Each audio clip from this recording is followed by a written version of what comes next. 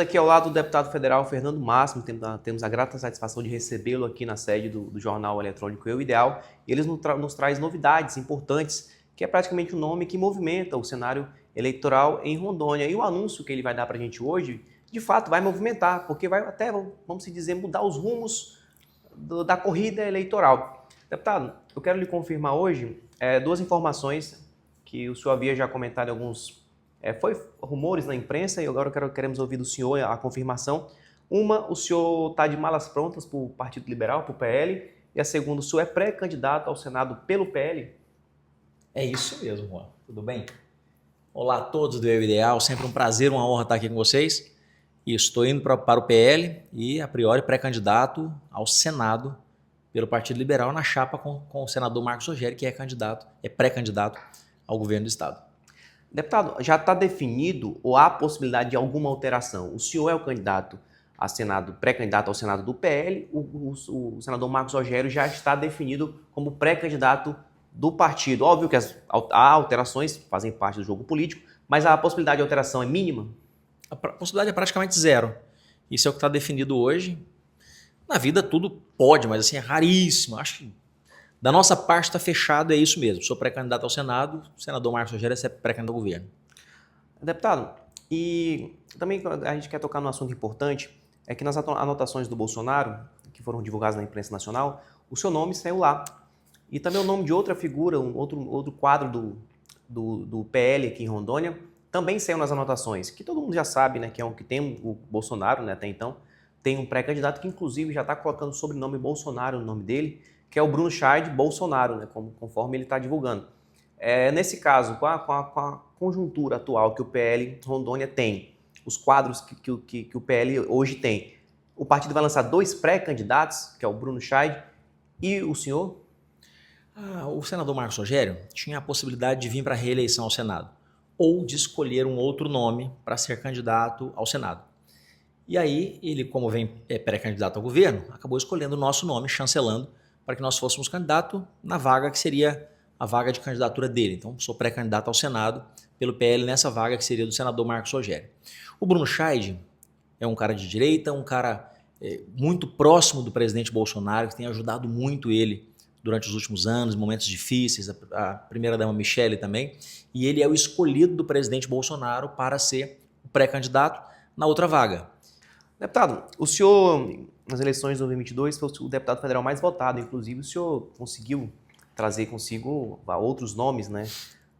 O próprio Lebrão, Maurício Carvalho, enfim, o senhor teve uma votação muito expressiva. Eu acho que a sua votação expressiva, a sua popularidade que se manteve nas outras eleições, por exemplo, em 2024, colaborou com que o prefeito Léo Moraes fosse eleito. Meu ponto de vista, acho que o seu nome, o seu apoio, vamos dizer assim, evidente, né? Porque eu já estava apoiando ele há muito tempo na campanha, mas que colocou a cara nos últimos dias, eu acho que foi muito decisivo para dar, talvez, até então, a expressiva votação que o prefeito teve.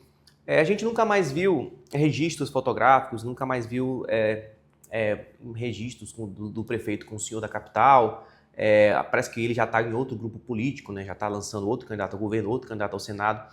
E eu te pergunto, como é que está a sua relação hoje com o prefeito Léo Moraes? Está uma relação muito boa? Ele está num projeto, você está no outro? Ou uma relação continua harmônica? Não, assim, eu fiz a minha parte, cumpri ali, ajudei o prefeito Léo Moraes na campanha dele.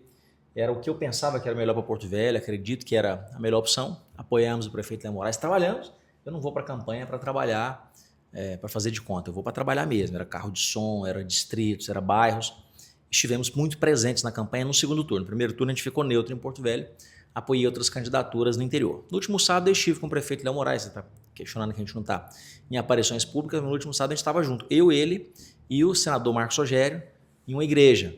E eu tenho feito uma tentativa desde o ano passado, há cerca de quase um ano talvez, uma tentativa de juntar Marcos Rogério com Léo Moraes. Eu lá atrás fizemos uma reunião lá no gabinete do Marcos Rogério, uma reunião de 2 horas, depois várias outras reuniões, né, que aconteceram, entre eles inclusive, e nessa tentativa de trazer, porque eu acho que é o melhor para Rondônia, eu acho que essa parceria ajuda muito Rondônia. O prefeito Léo Moraes está muito forte na capital, né, um prefeito que tem uma popularidade muito grande, uma aprovação alta da população, está fazendo um bom trabalho, e o Marcos Rogério, o último perdeu a última eleição por pequena diferença para o governador Marcos Rocha, então é um candidato que é muito forte ao governo. Então, desde o ano passado, eu venho tentando essa aproximação. Eles estiveram em lados opostos na campanha de governo de 2022, ambos eram candidatos, e eu tenho tentado essa aproximação que está acontecendo. Como eu disse, já foram várias reuniões, né, que tiveram juntos, eu participei de algumas, inclusive lá no gabinete do senador Marcos Rogério, desde o ano passado, para tentar afunilar numa chapa só. E espero que isso aconteça, eu quero que isso aconteça. Isso acontecendo, as coisas todas facilitam. Porque, a priori, hoje, o Podemos está anunciando um candidato, que é o delegado Camargo, tem anunciado sua pré-candidatura ao governo do Estado. Mas existem essas conversas. Se perguntar o desejo do meu coração, é que esteja todo mundo junto. Eu sou amigo do Marcos Rogério, sou amigo do Léo Moraes, ajudei o Léo Moraes e estou ajudando o Marcos Rogério. Então, se fechar tudo junto para nós, é a melhor coisa que acontece. É para isso que eu estou lutando, é isso que eu estou querendo, né? É trazer, essa parcimônia, essa união. Deputado, o senhor falou que está tentando unir, fazer essa união, vamos dizer assim, do prefeito da capital, Léo, e do senador Marcos Rogério. O senhor fala que faz uma união, mas o senhor fala política ou algo pessoal? Eles têm algum problema pessoal? Digo assim, tem alguma inimizade entre os dois? Não, união política, né? Ambos são presidente de partido, um presidente do PL, outro presidente do Podemos. Foram candidatos opostos um ao outro em 2022, tanto no primeiro quanto no segundo turno. E agora essa união política, né? Tentando juntar essa união política dos dois. Como é que o senhor avalia o cenário eleitoral aqui em Rondônia, deputado? O senhor que já se mostrou muitas vezes, inclusive com a sua votação, que tem uma certa habilidade política. Agora, o senhor avalia como o cenário eleitoral aqui em Rondônia? Por exemplo, provavelmente o governador Marcos Rocha não sai candidato e vai apoiar um outro candidato. Ou o senhor acha que o cenário para governo ele está aberto, como alguns analistas políticos costumam dizer? Ou ele está praticamente definido? Porque os nomes que nós temos aí, com exceção do delegado Camargo, do prefeito de Vilhena, que provavelmente também seja candidato, está na disputa, são os mais do mesmo, né? A gente não tem novos nomes nas eleições agora em 2026, que até então são anunciados. A eleição está um pouco distante ainda. As pessoas decidem, a grande maioria das pessoas decidem o voto nos últimos dias, nas últimas semanas. Nós ainda estamos no mês de março, ou seja, ainda faltam 7 meses para as eleições, então tem muita gente indecisa ainda. Eu acho que já tem vários nomes postos, como você disse, delegado Flori, delegado Camargo, Marcos Rogério, Expedito é candidato ali pelo Partido dos Trabalhadores, temos o Fúria, temos Ricardo Frota, talvez, Samuel Costa, então tem vários. O próprio Coronel Braguin, né, pelo Novo, se não me engano, o Novo anunciou como pré-candidato. Anunciou? Anunciou como pré-candidato. Então, são vários pré-candidatos aí, esses nomes podem ainda mudar, alguns existirem, aparecerem outros nomes novos, então ainda está um pouco longe. Depois do dia 5 de abril, que é o período das filiações ali, a gente começa a entender um pouco melhor o cenário. Mas hoje, sendo esses nomes, nós temos pesquisas. A gente trabalha muito com pesquisa. Tem pesquisas nacionais, da Paraná Pesquisa, tem pesquisas estaduais, a Perfil é um instituto muito sério, que a gente confia muito na pesquisa deles, é o Gerson que faz a pesquisa. Né? Então, a gente tem algumas pesquisas, tanto pesquisa para consumo interno, quanto pesquisas que têm sido divulgadas. Então, a gente observa uma tendência de cenário através dessas pesquisas. É claro que pesquisa a gente tem que confiar, a gente tem que entender que pesquisas que falam, que infelizmente, em nível nacional, em qualquer lugar do Brasil, tem pesquisas muito boas e tem pesquisas que infelizmente não são tão confiáveis. Essas que eu te citei, tem outras, mas essas duas são as que eu confio bastante em nível nacional. Paraná Pesquisa eu gosto muito, e a do Gerson aqui, a Perfil, pesquisa que eu gosto muito também. E essas pesquisas já nos mostram uma certa tendência com esses nomes que estão expostos. Podem aparecer outros nomes? Podem. Pode ser que alguns desses desistam, se juntem, pode. Então, a priori é isso. Mas eu acho que ainda está muito longe para a gente ter um perfil mais definido. Assim. Tem muita gente indecisa ainda.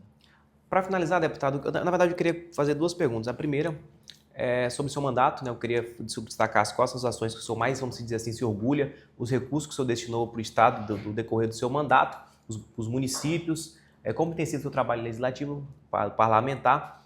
E uma outra pergunta que eu queria fazer para o senhor, uma opinião pessoal política, que recentemente o próprio partido do prefeito Léo Moraes, o Podemos, ele tem anunciado o delegado Flori como pré-candidato ao governo há muito tempo. Tem anunciado, a imprensa estadual circulou, inclusive ele já foi em muitos veículos de comunicação e já está mandando o Estado como pré-candidato ao governo, o prefeito de Vilhena. Só que de uma hora para outra, o delegado Camargo, que inclusive esteve aqui, se colocou como pré-candidato do partido. Como é que o senhor avalia isso? Houve alguma confusão interna dentro do próprio Podemos? Houve uma falta, vamos dizer assim, de liderança do prefeito Léo Moraes? Ou o que há sei lá, uma briga interna entre os delegados querendo disputar a vaga dentro do partido ao governo? Eu queria que o senhor avaliasse esse cenário precisamente. Primeiro que são dois bons candidatos, dois nomes muito importantes da política rondoniense. E você conversou com o Camargo. O que ele disse para você? Ele falou que teve briga, que agora ele está se colocando como candidato do Podemos. O que ele disse para você? Ele falou que é o candidato do Podemos, que inclusive com a liderança do prefeito, né? Que o prefeito definiu isso. Que o prefeito Léo Moraes está apoiando. Isso. Então, se ele te falou isso, ele não é homem de estar mentindo, né? Eu acredito que deve estar falando que ele esteja falando a verdade. É um homem sério, é um deputado trabalhador, um deputado que a gente observa a seriedade no que ele fala, é um delegado da polícia. E é surpresa para todos nós, porque, como você falou, o Fleury estava se colocando como candidato a governo. E agora vem outro candidato do Podemos, do prefeito Léo Moraes, né? Mas ambos são bons nomes e eu respeito qualquer decisão que seja tomada aí pelo partido.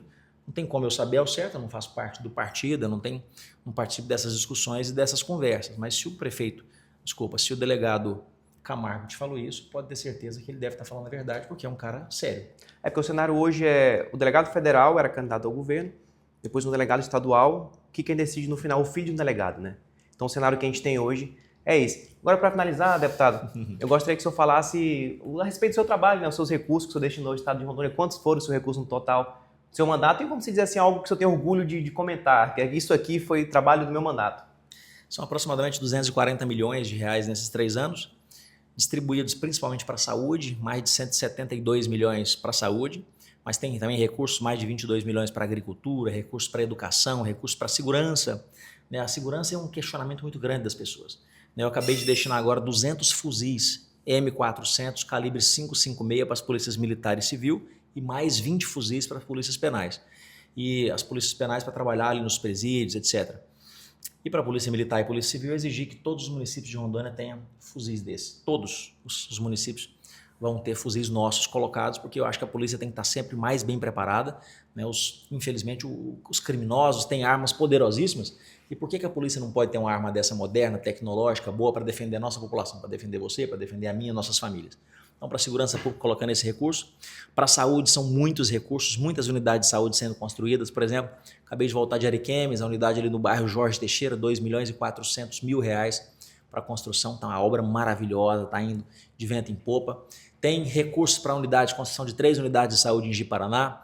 Tem recursos para reformas, ampliações, remodelagens, modernização de unidade de saúde em vários municípios do estado. Em Vilhena, cirurgias eletivas, estamos fazendo muita cirurgia eletiva, principalmente em Vilhena. Operamos agora 1.189 cirurgias de catarata. Zeramos a fila de todo o Cone Sul do estado de Rondônia. Eu tenho emendas nos 52 municípios do estado de Rondônia. Todos os municípios têm recursos nossos. Mais para uma área no município, outra área em outro município, e etc. As 38 APAES do estado, todas as APAES do estado têm emenda nossa. O deputado federal Dr. Fernando Massa tem emenda lá na APAE.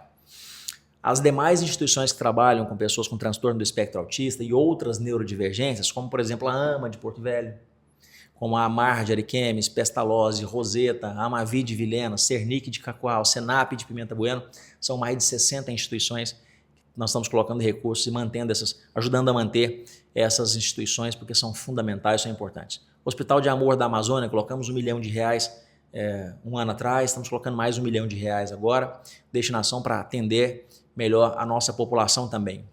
Máquinas agrícolas, colocamos tratores, pás carregadeiras, retroescavadeiras, cavadeiras hidráulicas. Colocamos agora para o prefeito Léo Moraes um caminhão bitrem, uma carreta bitrem, para transportar calcário para setor chacareiro, para pequenos produtores, né, pessoas que têm dificuldade de transporte de calcário. R$1,5 milhão está sendo adquirido pela prefeitura. Colocamos R$27 milhões para a saúde de Porto Velho.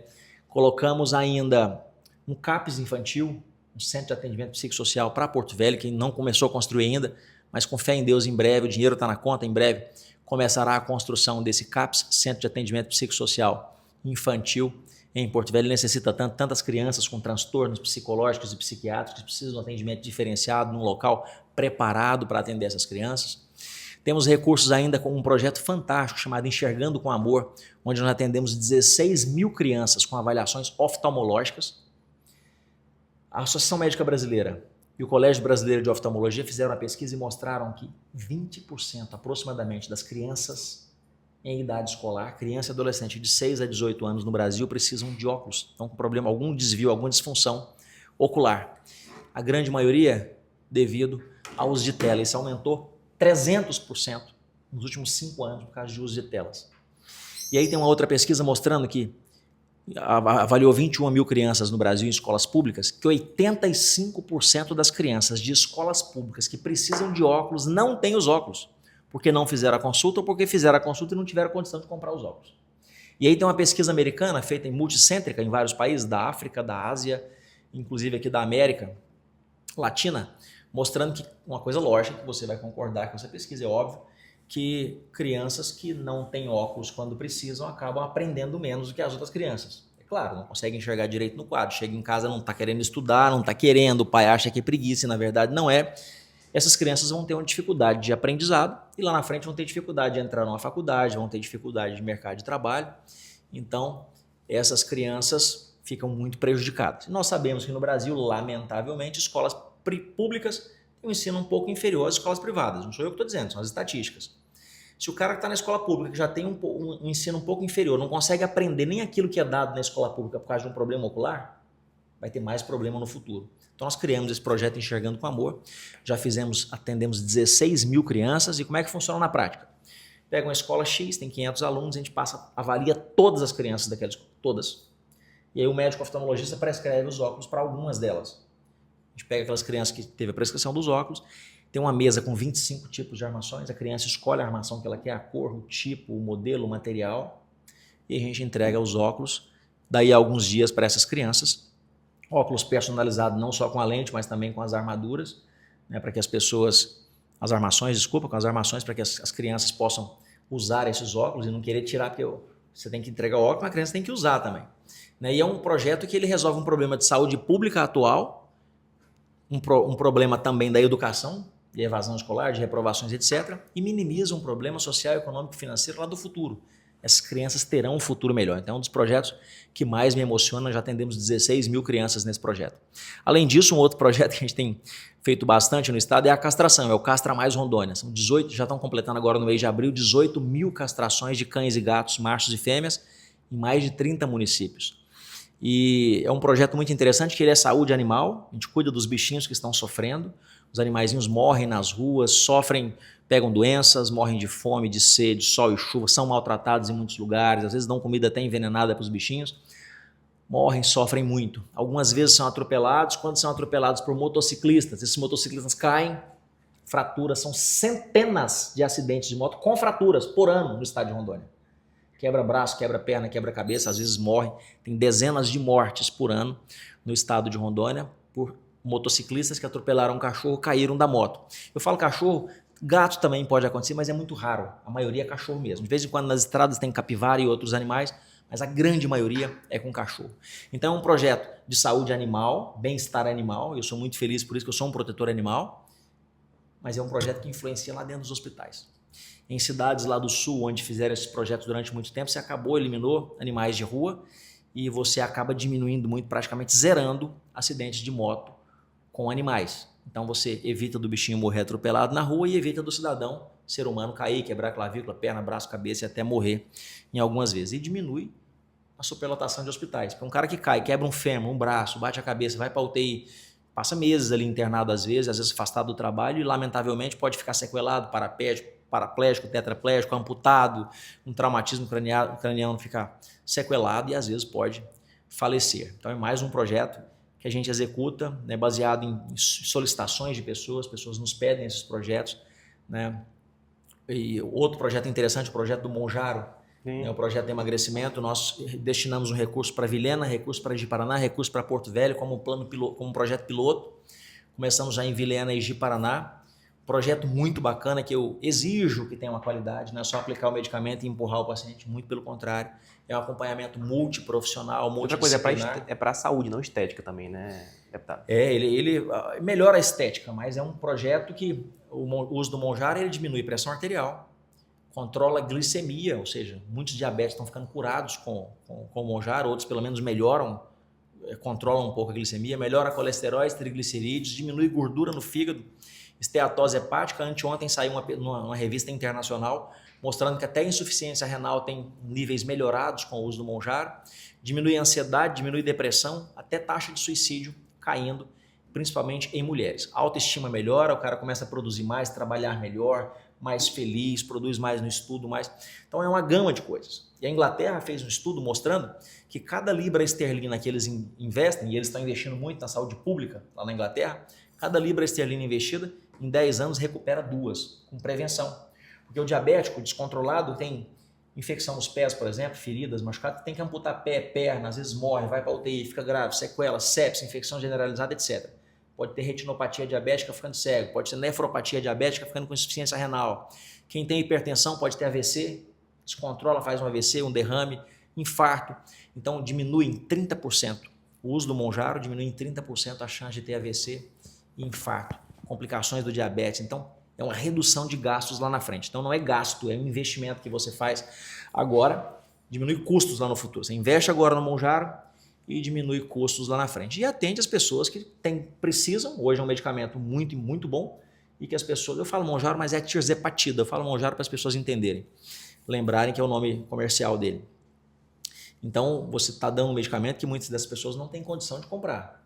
Quem tem um pouco mais de situação financeira melhor, acaba comprando. E os mais necessitados, menos favorecidos, acabam não tendo condição. Então, é um medicamento para essas pessoas. E é com acompanhamento multiprofissional. Em Vilhena, por exemplo, tem endocrinologista, tem médico clínico, nutricionista, tem psicólogo e educador físico. Passa com todos eles. Depois de passar com todos eles, vai fazer uma bateria de exames. Cada paciente é um paciente. Tem paciente que tem lúpus e obesidade. O outro não tem lúpus, mas teve tuberculose. O outro não teve nada disso, mas tem outras doenças associadas. Cada um é personalizado. Passa pelos profissionais, faz baterias de exame de sangue, faz ultrassom para ver como é que está o nível de gordura do fígado. Começa o tratamento, seriadamente vai fazendo exames e toda semana passa com todos esses profissionais. Depois de 6 meses, o cara teve umas 20 e tantas consultas com psicólogo, 20 e poucas consultas com nutricionista, 20 e poucas consultas com médico, 20 e poucas consultas com educador físico. 6 meses de acompanhamento, esse cara já sabe o que ele pode comer, o que ele não pode, que tipo de exercício que ele tem que fazer, que dá para fazer exercício mesmo em casa. Ele já passou várias vezes com o médico e psicologicamente ele está muito melhor. A chance de sucesso é maior. Não é só aplicar o medicamento e jogar o paciente para lá. É um acompanhamento multiprofissional e dessa forma que nós queremos tratar esses pacientes. E estamos fazendo isso em Vilhena de Paraná e muito em breve, com fé em Deus, vamos começar em Porto Velho. Já destinamos o recurso para Porto Velho para que se comece, assim que o recurso chegar na conta, começar a fazer o projeto também na capital Porto Velho. E isso é piloto para outros municípios depois a gente seguir. Então realmente é mais um projeto. Se a gente ficar aqui, a gente vai passar mais umas 2 horas falando de todos os projetos, de todos os recursos, de todos os municípios. Falei de alguns principais, e se quiser perguntar mais algum, se quiser falar de algum projeto que por acaso você tenha visto, ou sugerir algum projeto para a gente, boa parte desse é uma iniciativa popular, as pessoas sugerem, a gente faz. Estou aqui à disposição. Deputado, muito obrigado pela participação, pela visita, e realmente a gente acompanha o seu mandato há muito tempo. O senhor tem projetos da segurança pública, na educação, inclusive, informando a todos que nos acompanham, essa é uma pesquisa recente, uma das maiores preocupações da sociedade brasileira hoje é a segurança pública, ultrapassou inclusive saúde e educação. Então, de fato, é muito importante que a gente tenha um deputado a nível federal que esteja pensando na segurança pública. Obrigado, deputado, seja sempre bem-vindo, estamos aqui às ordens e volte mais vezes para falar dos seus projetos, que eu acho que a gente precisa de um corujão aqui para falar dos projetos, porque é muita coisa. Juan, muito obrigado, quero agradecer a você, quero agradecer a todos daqui do Ideal, sempre sou muito bem recebido aqui, agradecer a você, né, que nosso internauta que está nos acompanhando, muito obrigado pela sua audiência e pedir para você que está nos assistindo, que acredita em Deus, que nas suas orações coloca Dr. Fernando Máximo, coloca o nosso nome lá, por favor. A gente trava uma guerra espiritual muito grande em Brasília, lutando contra aborto, contra a sistolia fetal, contra a liberação de drogas, contra a ideologia de gênero nas escolas, e a gente precisa de apoio espiritual, de fortalecimento. Então, nas suas orações, por favor, lembra de Dr. Fernando Máximo. Coloca o nosso nome lá no seu livro de orações. Quero agradecer pelos 85.604 votos que tive no estado de Rondônia. Vou continuar honrando cada um desses votos. Muito obrigado e que Deus abençoe você e sua família. Juan, Deus abençoe você e família.